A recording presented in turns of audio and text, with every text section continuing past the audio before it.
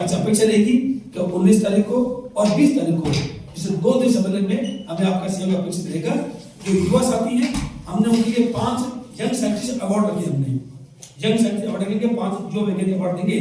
और इसी प्रकार से कुछ लोग पोस्टर के माध्यम से भी आजकल चल रहा है प्रश्न है बेस्ट पोस्टर होने वाली और कौन कौन लोग यहाँ आने वाले हैं। जी दिनांक 19 व 20 जनवरी 2026 डूंगर कॉलेज के प्रथा सभागार में कॉलेज का प्राणीशास्त्र विभाग और Indian society for radiation biology इनके संयुक्त तत्वावधान में यह अंतर्राष्ट्रीय सम्मेलन आयोजित हो रहा है। सम्मेलन के उद्घाटन में केंद्रीय मंत्री गजेंद्र शेखावत जी हमारे वर्चुअल जुड़ेंगे। बीकानेर नगर विधायक माननीय कुलपति जी, अनेक कैंसर वैज्ञानिक इसमें शामिल हो रहे हैं। जर्मनी के जॉर्ज इलियाकिस, श्रीलंका के जयसिंगम, कोलंबिया की मैडम यूका, इस तरह से मैंगलोर से, कर्नाटका के मैंगलोर से, मणिपाल से, लखनऊ से, नई दिल्ली से, बॉम्बे से अनेक वैज्ञानिक यहाँ पे आ रहे हैं। 6 सत्रों में यह आयोजन होगा। 19 को उद्घाटन सत्र, 20 को समापन सत्र। 6 सत्रों में विभिन्न वैज्ञानिक विकिरण का क्या प्रभाव हमारे शरीर पर होता है, कैंसर का ये जो बीमारी बढ़ रही है कैसे रोके इसको, इसका निदान क्या है और इसका उपचार क्या है। आओ हम लौटे आयुर्वेद की ओर। हम बच्चों को सिखाएं, समाज को सिखाएं कि हमारी जो हर्बल हेरिटेज है हिंदुस्तान की, उसका उपयोग खान पान में बढ़ाएं हम। मैं कुछ एग्जाम्पल देना चाहूँगा। तुलसी, पुदीना, ग्वारपाठा, आंवला, ऐसे अनेक चीज़ें हैं, सहजनी, इनका सेवन बढ़ाएं।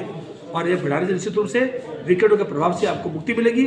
जो कैंसर रोग फैल रहा है, इस फैलने को रोकने में काफ़ी हद तक सफलता मिलेगी। डूंगर कॉलेज की रेडिएशन बायोलॉजी लेबोरेटरी पिछले 3.5 दशक लगभग 35 साल से इस और काम कर रही है। दुनिया भर में प्रकाशित हुए। हमारा उद्देश्य इस सम्मेलन का यही है कि समाज को विकिरण के प्रभाव के बारे में बताया जाए और समाज को जागृत किया जाए, ताकि देश को, इस संसार को कैंसर जैसी घातक बीमारी से छुटकारा मिल सके। ये चीज़ें आपने पहले भी कॉन्फ्रेंस में करी है और आप लोगों ने एक रिपोर्ट भी दी है सरकार को जी। तो क्या उसकी क्या स्थिति है? क्या लग रहा है कि सरकार ने इस तरह का कुछ किया? अभी तक तो हॉस्पिटलों में कुछ ऐसा देखने में नहीं मिलता कि इस हर्बल्स को लेकर कोई डॉक्टर्स वगैरह बात करते हो। देखिए, डॉक्टर्स का चूँकि उनका पेशा इस तरह का है कि उनको एलोपैथी जोर देना पड़ता है, लेकिन अनेक ऐसे एग्जाम्पल्स हैं दुनिया भर के अंदर हर्बल्स की सलाह लोगों को दी जाने लगी है और लोग सेवन करते भी हैं। मैं बीकानेर की जो कैंसर हॉस्पिटल से जुड़ा हुआ काफ़ी हद तक, अनेक कैंसर पर जब बात हुई है, ऐसा नहीं है, लोग हर्बल का सेवन करने लगे हैं। हमारी जो रिपोर्ट है उसका असर होने लगा है, सेवन बढ़ने लगा है और भी नई औद्योगिक भविष्य।